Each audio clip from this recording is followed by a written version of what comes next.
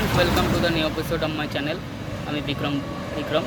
তো আজকে কথা বলবো জিদ্দা রাজ চক্রবর্তীর যে কটা সিনেমায় হয়েছে আর রাজ চক্রবর্তীর ডিরেকশানে জিদ্দাকে যেভাবে প্রেজেন্ট করা হয়েছে সেগুলো নিয়ে। তো আপনি দেখবেন জিদ্দার কেরিয়ারে 52-53 এরকম সিনেমা হয়ে গেছে, তার মধ্যে রাজ চক্রবর্তীর সঙ্গে খুব কম সিনেমাই করেছে জিদ্দা। তাও যে কটাই করেছে সেগুলোতে জিদ্দাকে যেভাবে প্রেজেন্ট করা হয়েছে সেটা অন্য ডিরেক্টর সেভাবে পারেনি। মানে আমি কোনো ডিরেক্টরকে ছোটো করছি না, তবে রাজ চক্রবর্তী যেভাবে জিদ্দাকে প্রেজেন্ট করেছে সেভাবে অন্য ডিরেক্টর পারেনি। আপনি দেখবেন যে কোনো অ্যাকশন সিকোয়েন্স বলুন, ইমোশন সিন বলুন বা রোম্যান্টিক সিন বলুন, মানে জিদ্দাকে যেভাবে প্রেজেন্ট করা হয়েছে। আপনি জিদ্দার সঙ্গে রাজ চক্রবর্তীর সিনেমা হয়েছে সম্ভবত 4টে। একটা হচ্ছে পাগলু, সরি কিছু মনে করবেন না। একটা হচ্ছে শত্রু, শেষ থেকে শুরু, অভিমান, আর আরেকটা সিনেমার নাম আমার মনে পড়ছে না।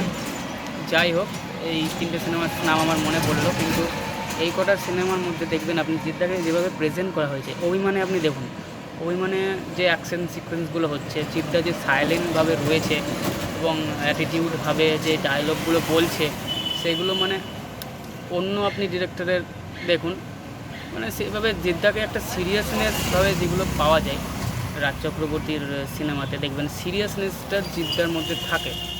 আর কমেডি তো থাকেই, কিন্তু এমনভাবে প্রেজেন্ট করে সেটা এমন একটা জিদ্দাকে মানে আমরা অন্য রকমভাবে পাই সিনেমাতে, কিন্তু সেই অন্য কোনো ডিরেক্টরের কোনো মুভিতে দেখবেন জিদ্দাকে সেইভাবে পায় না।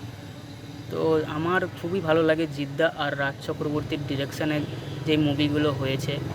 শত্রুতে আপনি দেখবেন জিদ্দাকে যে দিবাকর সিং বড়ুকে যেভাবে রাজ চক্রবর্তী প্রেজেন্ট করেছিল, সেই পুলিশ ক্যারেক্টারটাকেও লোকে খুব পছন্দ করেছিল আর ভালোবেসেছিল। তারপরে শেষ থেকে শুরুতে সেই মাহিতের ক্যারেক্টারটা, সেটাও খুব ভালো করেছিল। এবং মানে সেই কোয়েলের সাথে যে কেমিস্ট্রিটা তৈরি করানো, তারপরে আপনি দেখে নিন না অন্য কিছু বলুন, অ্যাকশন সিকোয়েন্স বলুন, মানে এত ভালোভাবে প্রেজেন্ট করেছিল। তো আমি চাই আবার রাজ চক্রবর্তী আর জিদ্দার একটা ডিরেকশানে একটা মুভি আসুক, সেটা বক্স অফিসে খুব ভালো চলবে। জিদ্দা আর রাজ চক্রবর্তীর যে কটা সিনেমা এসেছে সে কটা বক্স অফিসে ভালো চলেছে। তার মধ্যে শেষ থেকে শুরু খুব একটা ভালো ব্যবসা করতে পারেনি, কিন্তু মুভিটা কিন্তু ভালো করেছে। আর জিদ্দাকে যেভাবে প্রেজেন্ট করে অন্য কোনো ডিরেক্টর সেভাবে অতটা প্রেজেন্ট করতে পারেনি। আর এখন তো যে ডিরেক্টরের সঙ্গে জিদ্দা কাজ করছে সেই ডিরেক্টররা অতটা জিদ্দাকে ভালোভাবে প্রেজেন্টই করতে পারে না। আপনি রাবণ বলুন, রাবণ একটা ভালো সিনেমা, আমি বলছি যে হ্যাঁ ভালো সিনেমা, অসম্ভব ভালো সিনেমা, কিন্তু সেভাবে জিদ্দাকে যে জিদ্দার অরাটা সেটা ফিল করাতে পারে না। তারপরে চেঙ্গিসে নীরাজ পান্ডে বলুন, কোনো না কোনোভাবে ব্যর্থ আমার মনে হয়। তো রাজ চক্রবর্তী একটা ভালো গল্প লাগবে, আর জিদ্দাকে রেডি থাকতে হবে।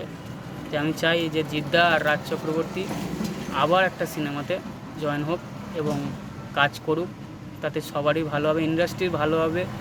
আমি চাই জিদ্দা আর রাজ চক্রবর্তী আবার কাজ করুক। তো এইটুকুই বলার ছিল। আমার চ্যানেলটা নতুন হলে সাবস্ক্রাইব করে দিও, বেল আইকনটা বাজিয়ে দিও, আর আমি সিনেমার আপডেট দিতে থাকবো চ্যানেলে। আমি অনেক ভিডিও অনেক দিন পর ছাড়ছি, তো রিচটা কম হবে সম্ভবত। তো প্লিজ ভিডিওটাকে শেয়ার করো আর লাইক করো, কমেন্ট করো। তোমরা মানে কোনো অভিযোগ থাকলে সেটাও বলো আমার সম্বন্ধে।